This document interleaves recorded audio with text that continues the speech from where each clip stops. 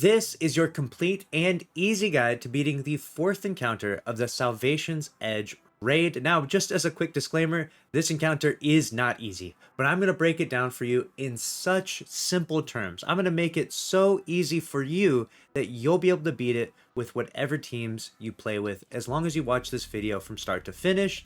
And on top of that, you can go back and rewind at any point in time when you feel a little confused by any elements. But I've already beaten it so many times, I've come up with various different images to help break this down for you. So let's jump right into it, because I know you probably want to beat this encounter with your teammates or with Fire Team, Finder, or whatever it may be. So first things first, you load in with 6 people, all right? And what you want to do is have each person stand next to their respective guardian model. As you can see there, each person has their guardian model next to them, and you want them to hold their ghost out. You're going to need to remember both their name, what their guardian looks like, and their ghost. This might sound like a lot. Don't overthink it. Just take your time and kind of put on some distinct helmets. In my opinion, some distinct helmets make it easy. Pick the ugliest Titan helmet, pick the ugliest Warlock helmet, pick a ghost that's very distinguished from other ghosts. Don't let people have duplicate ghosts, that's for sure. Don't let people have duplicate helmets. That will make it really difficult. Change the ornaments on your helmets. Change the ornaments or shaders on your ghost. For example, if you got someone on your fire team and their name is red, give them a red shader on their ghost. It's going to make it a lot easier. And only let them have a red shader on the ghost. Have everyone change their color, so that way you can sort of color coordinate, make it easier for yourself. So once you've memorized the name of the guardian, what they look like, and what their ghost is, this is going to help so much more when we get to the later mechanic where you have to pick up their ghosts and revive them later on due to this like weird death mechanic that they've created in this encounter. But now it's time to jump into the hard part, okay? Now we got to solve the 3-man room where we have to decipher a crazy puzzle. We have to decipher 2-dimensional shapes, 3-dimensional shapes, and we have to get it all right in a very timely manner in order to get through this room. So what I'm going to do is I'm going to give you a loose, light breakdown of the mechanics and the conceptualization of what we're doing here. So don't take this first part too serious. And what you want to do is just kind of learn the concepts of what I'm teaching here. And then the next time I'm going to replay this video over again, I'm going to break down exactly what I'm doing to solve this puzzle. So that way you can kind of, in a more pragmatic way, break down, okay, well, what should I do when I land in this room, Lucky? What's step 1? What's step 2? What's step 3? I like to break things down in a very systematic way. So that way you know what to do. You know, okay, I skipped step 3. That's why I wiped, or that's why we failed, or that's why the transfers didn't work correctly. So the first thing we have to break down is a key that I've created, and this key is going to show us all the different images that we're going to be dealing with here. There might be a lot on your screen right now. Don't worry about everything on your screen. I'm going to break down the key for you first, because in order to understand the encounter, you need to understand the key. The key simplifies things very much. So first thing we need to understand is there's 3 shapes, 3 2-dimensional shapes. It's important to distinguish that. 3 2-dimensional shapes, which is a circle, a square, and a triangle. You'll see that representative on the key here. On the left hand side, there's 2 circles, 2 squares, and 2 triangles, right? This is nothing too crazy. Anyone that's, past kindergarten will understand these shapes, right? And then if you add a 2-dimensional shape to another 2-dimensional shape, you'll get a 3-dimensional shape. So follow with me here. We've got a circle plus a square equals a cylinder. Very important to know that and remember that. So if you look at a cylinder in this encounter, you're not looking at a shape that you're trying to do anything with. You're looking at 2 shapes that are put into one. And when you see the cylinder, you know that's a circle plus a square. And you might need to leave it alone because maybe that's the right 3-dimensional shape, or you might need to take the circle out of that one, or you might need to add a circle, you may need to add another shape into that one, etc. What you're going to try and do is trade the shapes around, because each guardian is holding a 3-dimensional shape, which is representative of 2 2-dimensional shapes, and you can transfer them around by interacting with them. You kill a knight, it drops a 2-dimensional shape or shadow of a shape, and then you'll interact with that, and then interact with the guardian that you're trying to take that shape from, and then you'll interact with the other guardian, and you'll swap the 2. Okay, might sound like quite a lot. Don't worry, we're going to go through the pragmatic, the more simplistic way when I actually go through and do it myself here in just a moment. So now that you understand that, you'll understand the far right column, which was the one that might be the most confusing here, which is, why does circle plus square equals cylinder, which equals T? How does that make any sense, Lucky? Well, the reason why it equals T is because a circle plus a square does not have a triangle in it out of those 3 shapes. And when you have the other teammates on your team that get thrown to the solo rooms, they're going to see their guardian holding either a circle, a square, or a triangle. And we'll get to the solo rooms in a moment here. We're going to break down this part first.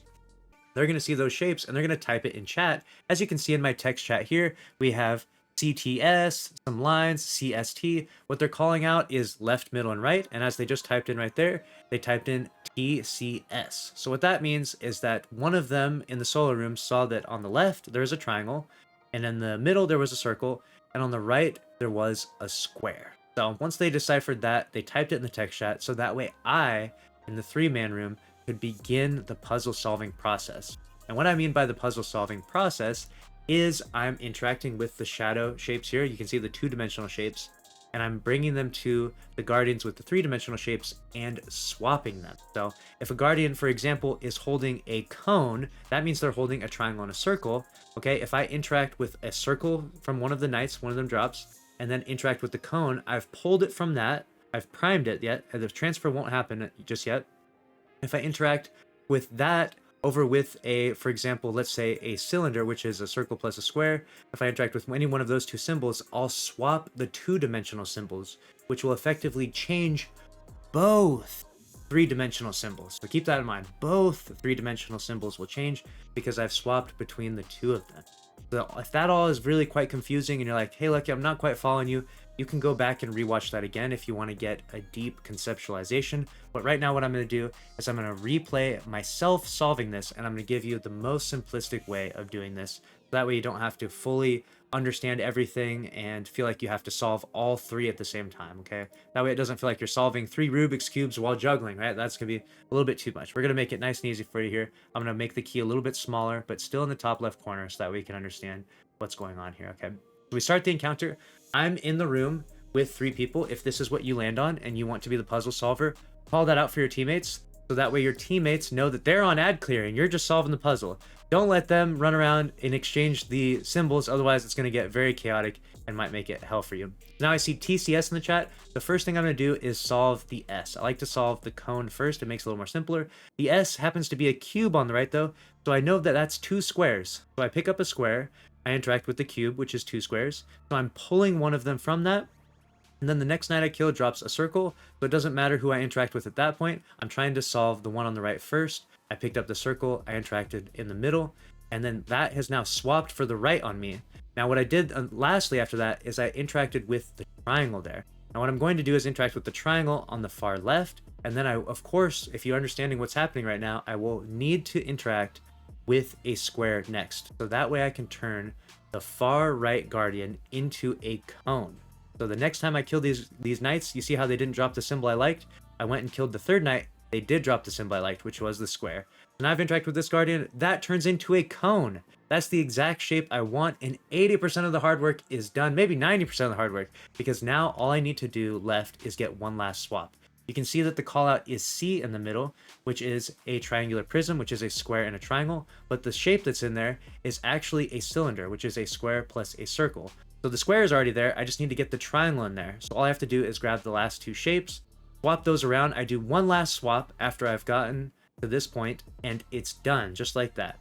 This entire encounter from my side is done, as long as the ads have been cleared. As you can see here, my teammate died. They were on ad clear. I just picked up some random people from the stream so I could show you the mechanics, but my teammates died during ad clear, so the ads get a little bit crazy. But I have successfully done all of the swaps. On the right side, there's the cone, which is representative of S. In the middle, there's a triangular prism, which is representative of C. And on the left is a cylinder, which is representative of T, as you can see in the text chat there. So I've done the mechanics perfectly. And obviously, it'll change every time. Just do yourself a favor and just start with cone, and that will make it a lot easier for you. You could pick a different shape. You could do things in a different order. There's a million different ways to solve it, right? Just like there's various different ways to probably solve a Rubik's Cube, right? You could swap this side, that side, do whatever you like, but this is probably the most efficient way and simplistic way to solve it very consistently if you want to get through this encounter. So found that confusing, make sure to go back and rewatch some of that part. I'm going to now break down what happens when you get thrown into the solo rooms, so that way you'll be able to beat that part if you're watching this and you get thrown into there. So let's go ahead and start. If you start the encounter right here, like we just did before, and you get into the solo room, okay, so I interact with the guardian, I'm going to get pulled in this video clip that I have here. I get pulled to the other side. And what I'm trying to do is find my symbol. So that's me holding a circle. So that would be C, and then that's a guardian holding a triangle, so that's T, and that's a guardian holding a square, so that would be CTS is what I would need to type in the chat, or one of my teammates. In this instance, no one typed it in the chat, so make sure you do that in the future, but I was just breaking down the mechanics for you. So CTS is what's meant to be typed to the chat here.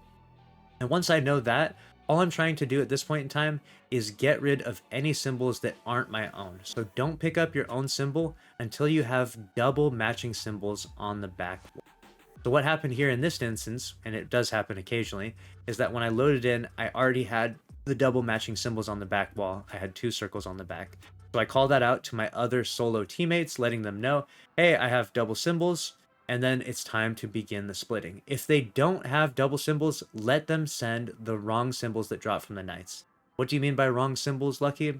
What I mean by wrong symbols is the symbols that you aren't holding. So if I killed those 2 knights and they dropped any squares or triangles in the solo room, I would have transferred them over because I was circle and I only wanted circles to drop. So that's where we start with the encounter. If I was triangle when I landed in the room, I would have transferred anything but the triangles to my teammates. So take your time when you kill the knights here. Don't just interact with any symbol that drops with them. You can totally mess up the encounter if you do. It's possible to save it, but just you'll save yourself a lot of time and a lot of headache if you don't just immediately interact with the symbols. Get into that room and then find out what drops from you and find out what your symbols are.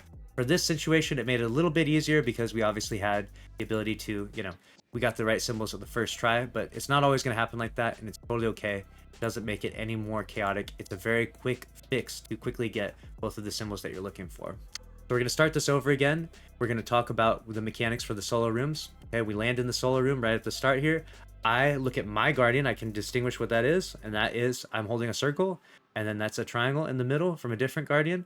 And then that's a square on the right. So I would type in CTS in the chat. And now when I kill the 2 knights, if it's anything but a circle, oh, it's a circle. Okay, that's fine. Just leave that there. Circle, leave that there. Perfect. That's my symbol. Leave that there. Okay, what's the next one? Kill the next knight. This knight over here.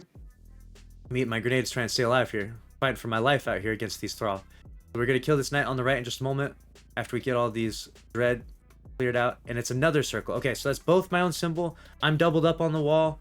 We're good. I call out to my solo teammates, hey, are you guys doubled up over there? They say, yeah, we did our swaps over there. We sent over the wrong symbols on our solo side, so we're good to begin the splitting. What the splitting is grabbing your own symbol right there and feeding it to the other 2 teammates. So now I'm going to grab my circle that's on the ground. I'm giving it to the other 2. I can't give it to myself. It won't even let you interact with the statue. So I grab that one, and then I'm going to grab the next circle that I find and give it to the other guardian on the right here. So unfortunately they despawned at this point in time, but it's okay. The knights spawn back in, we get another circle, we're going to grab this, and we're going to go feed it to the statue on the right. So now, once I've given both, two of my symbols to the other 2 teammates, I've done my splitting successfully. Life is about to get very easy for me because the next 2 knights I kill should drop the exact symbols I need for my final shape. That's the reason why we broke it down this way. It might seem a little more convoluted, but this makes it way easier for you because now the next 2 that drop, like I mentioned before, I am circle, which means that I need to create a square and a triangle. You can see there's a triangle there. The next knight I kill would more than likely drop a square because as long as my teammates actually sent the right stuff over and they were doubled up as well, it would happen exactly like that.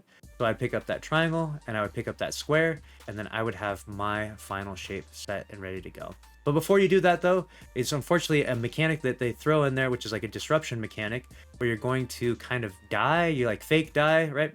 And what you do when you fake die is they freeze you, and your teammates on the other side of the trio room need to pick up your ghost and bring it to the back of the room to revive you. So now what happens is the teammates come back here, they go to the back, and what you're going to do is call out who you see, what their ghost was. You're going to grab their ghost, remember their ghost, and go to the back and interact with the proper model. And so I would call out the guardian. I can see the guardian's model on the left there. I would call out their name, who that is, and the spot they're in. They're in spot number 2, and I would say that's JPro or whoever that is on my fire team, whatever their name is. I would say that's who they are and where they're at. So that way they can interact with them, which revives me. I would come back into the encounter, and then I would be able to recreate and finish creating my final shape by interacting with that triangle like we talked about and that square. Now you remember, because we started off this whole thing by going over our exact guardians and ghosts, you're going to remember exactly who they are because of that. So keep that in mind. When you get to that point, it's going to make it a lot easier for you because you started off by memorizing everyone's name and what they look like and their ghost in the chat, just or in the encounter just before you get started. So that is all the mechanics for this encounter. I know that seems a bit hefty. That's as easy and as simple as I can possibly explain it. I could go into a lot more detail, but that's really all it is. If you go into the solo rooms, you create the final shape like we talked about, you grab the 2 shapes, you just run out the back door, you start killing some unstoppables. It's nothing too crazy at that point. Once you've done the mechanics part, you grab the 2 symbols, run out the purple door. It's very, very easy. And so at that point, hopefully you can successfully clear this. I know it's not going to be easy the first time you get in here and do this, but give yourself some patience, give your teammates some patience, send them this video, make sure they all watch it in detail so that way they understand each person's role and what they're trying to accomplish so that way you can get through this room. Let me know your thoughts down in the comments below. Make sure to subscribe, smash the like button, and I'll see you in the next one. Thanks for watching.